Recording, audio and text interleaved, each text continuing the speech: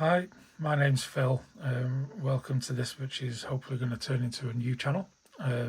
It'll be infrequent posting, which I know the algorithm doesn't like, but I don't care. Um, I'm doing it for me, and hopefully one or two people will watch and get something out of it. So the background, the idea.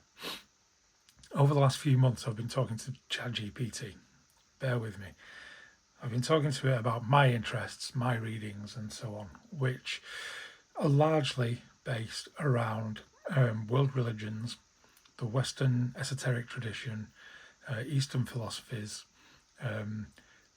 traditional philosophy from the Greeks to modern era, all that kind of stuff, esotericism, occultism, all that. After ChatGPT got to know me quite well, I said to it, look, I'm really interested in kind of expanding my reading into more general classics. I'm approaching 60 years old. I've been reading the stuff I'm interested in since I was 12, and I know that there's gaps in what I've read. So I said to ChatGPT, can you come up with 15 to 20 books that I should read before I die, just to kind of flesh out my breadth of reading. We negotiated a little bit. Quite a few of the first books that it recommended I had actually already read. So we went backwards and forwards, and eventually we settled on, I think, 17 books, something like that. And I'm going to read them through in order.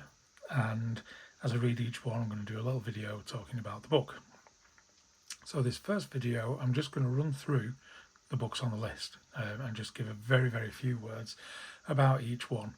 Some of them I know nothing about, so I can't say anything until I've read them, but we'll see. So anyway, first on the list is the Iliad by Homer. I've tried reading this several times over the last 50 odd years and never managed to get very far in. It was always dry, boring, just awful, just really unreadable. I couldn't get any interest from it whatsoever. So I said that to ChatGPT. I said, look, you're right, I do feel I should read Homer, but it's just so boring. And ChatGPT said, well, you need to try the translation by Emily Wilson. So I bought the Iliad and I started reading it and I couldn't put it down. This translation is outstanding, absolutely outstanding. So that's the first book. The second is The Odyssey by Homer, also translated by Emily Wilson, and it is also outstanding. She's really transformed these books into what they should be. These stories have survived so long and were so popular back in the day because they were rip-roaring tales of daring do. And so many translations turned them into dry, stale, academic, boring horribleness. And Emily doesn't. Emily Wilson has done just such a fantastic job of getting over the original kind of speed, impetus, interest, and excitement. Just superb. Anyway, that was the second book. The third book is The Confessions of St. Augustine. St. Augustine is one of the early church fathers who started off a pagan, became a Marcionite, I think it was Marcionite, one of the heresies anyway. He joined them, got interested in that, and eventually converted to the Catholic Church. Towards the end of his life, he wrote confessions about his early sins, or even not all of them early, but how he transgressed. And then the second part of the book, he wrote about his philosophies for theology and eschatology, not so much eschatology, but soteriology, all those kinds of things. So that's that. Those three I've actually read already before I had the idea of doing this channel. So I'll do videos about those over the next few weeks. Next on the list is the Histories by Herodotus. Herodotus is known as the father of history. This is one of the first significant history books ever written. To be honest, I don't know exactly when it was written. Like I said, I've not read these, so I'm just giving an overview right now. This one is a big one.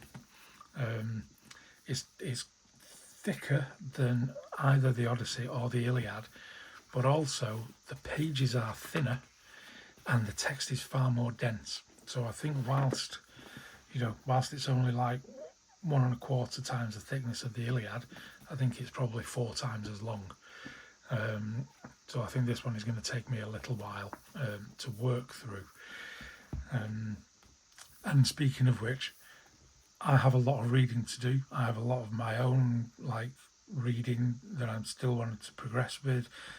For example, at the moment, I'm reading this, the Philokalia, which is the Eastern Orthodox Church esoteric, almost kind of spirituality. Esoteric just meaning hidden, not meaning like occult or banned or anything. It's just the less obvious aspects of the Eastern Orthodox Church, Volume 1. So 20 pages a day I'm budgeting for these. And this is more than 700 pages, so that's going to be like a full month to get through this. So you can tell some of the videos are going to be quite widely spaced. Okay, the next batch, Zhuangzi, the complete writings. So this is the earliest Taoist texts, the teachings of early Taoist master or masters, not really sure. I think Zhuangzi is the name of the book rather than the name of the author. I'm not really sure about that even. Yeah, it's an anthology of anonymous writings produced in China, so they're anonymous. They're about the philosophy of Taoism, which is a fairly early religion. We've got, looking at the chapters, we've got things like Autumn Waters, Heaven's Way, Leave It in Its Place, The Great Ancestral Master, The World Among Humanity. So it's general kind of philosophical teachings about how to deal with life. So that should be quite interesting, and that one's going to be a bit of a nice gap between Herodotus, which is very thick and very heavy, and Dante's Divine Comedy, all 3 parts, which is a tale about a journey from hell to heaven. I think it's a bloke who goes on that journey and has some accompaniment. And it's all about the various levels of hell and what goes on there, and he gets to see the whole kind of hierarchy from like the 9 hells through the 7 heavens. And I believe that this is the origin of that kind of accepted sort of thing within Christianity. The idea that there are levels of hell and all that kind of stuff doesn't really come from the Bible. It comes from backgrounds like the Kabbalah and like Gnostic Christianity, but it's not there in the Bible. But this kind of crystallizes a lot of it, and it influenced a lot of Middle Ages thinkers. And again, it's fairly dense and fairly thick, so that one is going to take me a little while. Next, The Conference of the Birds by Farid Uddin Attar. And this is a Sufi poet, and this is a collection of poems from the Sufi tradition. Sufism being the mystical aspect of Islam. So I'm really looking forward to that one, and it's fairly thin, even though it is fairly dense. So that one I'd never heard of before. I'd heard of Rumi, obviously, but I'd never heard of this guy, and I've never heard of this book. So I'm very much looking forward to that one. And again, that will be quite a nice break before moving on to Michel de Montaigne, Complete Essays. And that's a brick. That's a proper brick. Again, I'm going to be doing 20 pages a day on these, and this is 1,200 pages and more. So that's a couple of months of reading there, interspersed with the, 6 other books that I'll have on the go at the same time. Okay, next up, we've got Miguel de Cervantes, Don Quixote, which has been called the greatest novel ever written, and so is well deserving of a place on the list. Again, a bit of a thick one, relatively dense text, but it's a novel, so I'm kind of hoping it'll flow a little bit easier than maybe some of the others. All I know about this is that the donkey is called Hoti. Well, I'll have to see what happens when we get going, and there's something about windmills. I don't think the donkey really is called Hoti, by the way. Next, after that, we've got John Milton with Paradise Lost. And again, I know nothing about this book. It looks a bit scary on the front. And it's something to do with like heaven and hell and stuff, I think. And that's literally all I know about it. So again, I'm looking forward to that one. Relatively thin. Again, it's poetry, but I don't mind reading poetry. So yeah, looking forward to that one as well, to be honest. And then sticking in what I think is a similar vein, the next couple are Goethe, Faust, Part 1 and Part 2.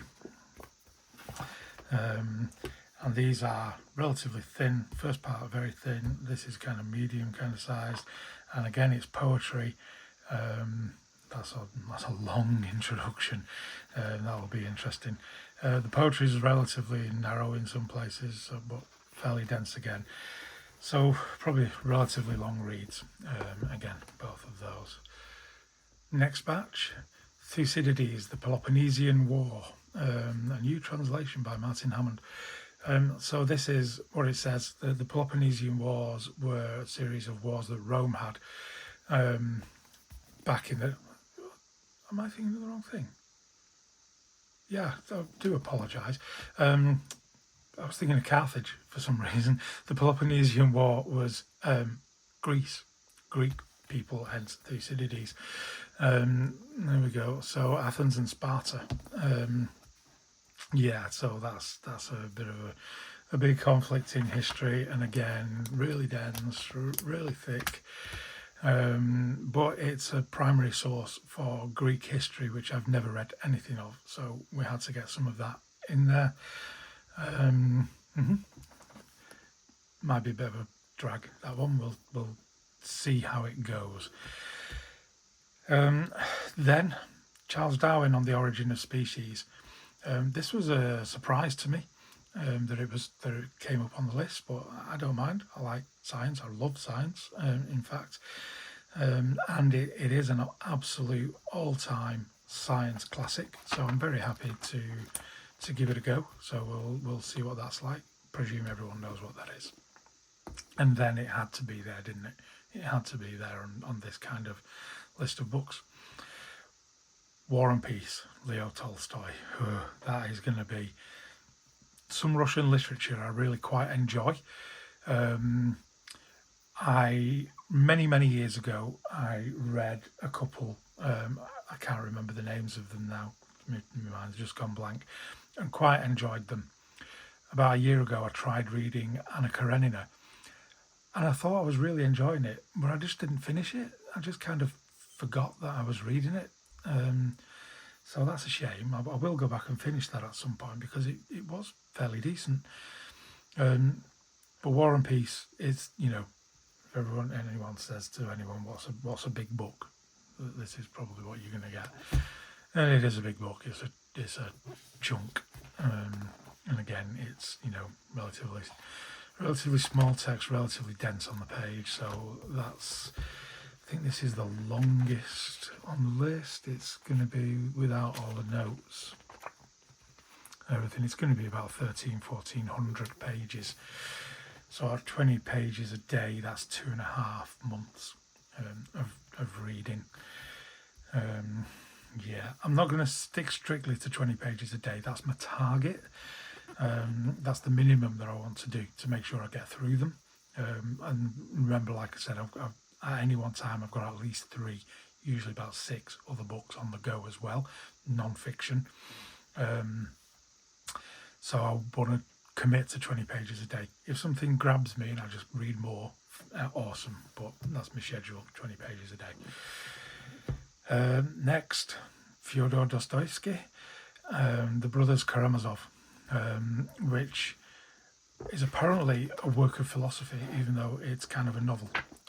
I am led to believe that there's a lot of kind of ethical philosophy embedded in here, which I'm looking forward to because ethics is one of my favourite branches of philosophy. So that'll be good. Again, it's relatively big, but a relatively big print also, but it's 900 pages again, so it's going to be a little while. Okay, this is the last batch of the books that I have on hand. And next up is Freud, The Interpretation of Dreams. Again, one I'm really looking forward to. I've read some Jung and a couple of other people in that kind of vein, but I've never actually read any Freud. And this is the classic, so really looking forward to that one. And then something I would never have considered, Marcel Proust, The Swan Way. I think he has a reputation for being quite dense and quite tricky to kind of get your head around, so we'll see how that goes. If I like it, this is actually part 1 of a series of, I think, 6 books. I believe they kind of stand alone, but tied in some way, so I don't know. We'll see about that when I actually get to reading it. So if I do like it, I know that there's more Proust in a similar vein that I can kind of move on to. It's novel again, of course. And then the last, no, I was going to say the last one that's going to be a bit of a challenge. It probably isn't. Another one that's going to be a bit of a challenge is Edward Gibbon's The History of the Decline and Fall of the Roman Empire. Not the full version, which is in like 8,632 volumes or something ridiculous. Yeah, the abridged edition is still a bit of a chunk. It's still, 800 pages. So yeah, it's going to take a while again. Should be interesting though. I have read quite a lot about Rome over the years, but never this, just because it is so big. And I think it's a bit dry and academic from what I hear, but we'll see how it goes. Next, again, something that I would never ever have considered or even ever known about. Chao She Jin. Yeah, no idea how to pronounce that. That sounded impressive enough to me. The Story of the Stone, Volume 1. This is a Chinese literary classic, and again, it's in about 5 or 6 books. So again, if I like it, I know that there's more material that I can move on to. It's not terribly big. It's not terribly dense. The font size looks a tiny bit bigger maybe. So 530 pages. So yeah, hopefully that will be a good one. We'll see how it goes.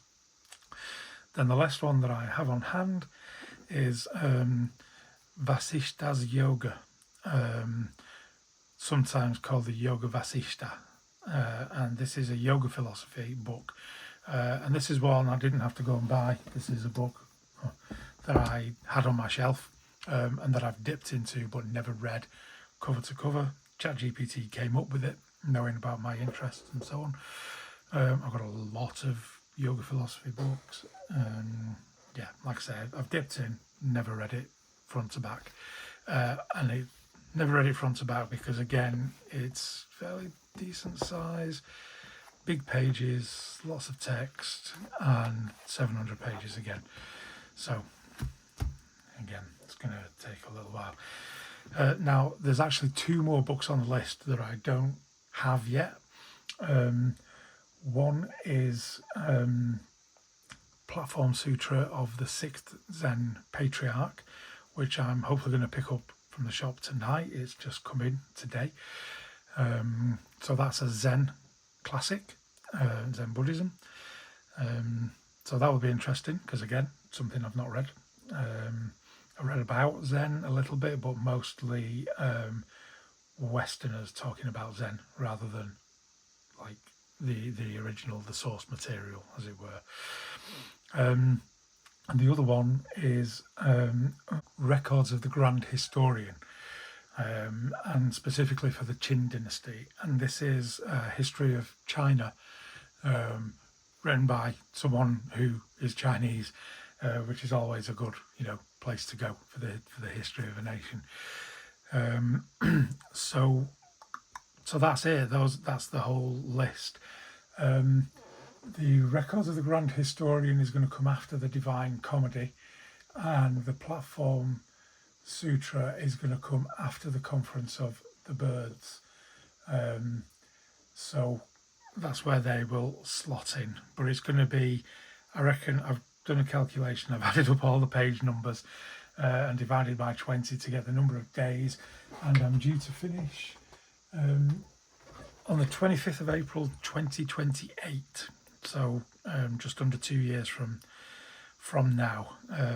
It will probably end up being a little bit longer because I can easily imagine there's going to be days that I'm not going to read, and some of these are probably going to be fairly heavy going. But that's the plan. So if you're interested in any of those, check back and you'll see reviews slowly emerging over the next couple of years.